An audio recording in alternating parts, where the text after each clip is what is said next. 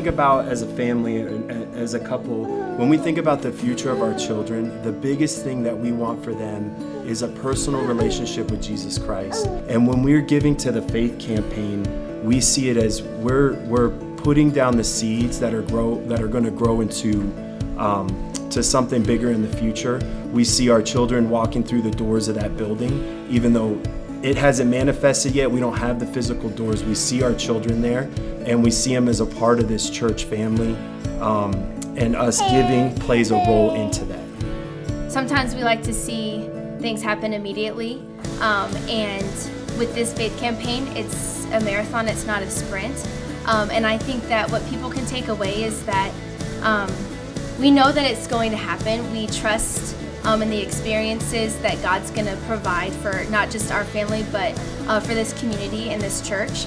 And what an amazing feeling for a small sacrifice of giving extra and above, than to know that you're a part of something greater, a part of changing people's lives. So there was a significant kind of moment in our life where there was a potential job change coming up, and it eventually did come to fruition that involved a cut in salary. So we just kind of looking at our finances, the giving to the faith campaign came into question, whether we should continue with it or we should stop. But at the end of it all, we ended up looking at exactly where money was going, and we realized that was the most important thing.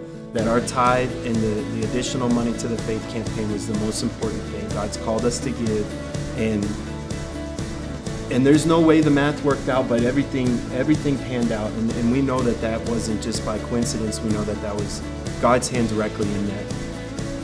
Never in our life have we ever given to God or given to something greater, and I guess experienced financial issues where we're not provided for. I don't really know how God does it, but it's just amazing that, even in the smallest aspects, as long as we are giving, God is always providing for us.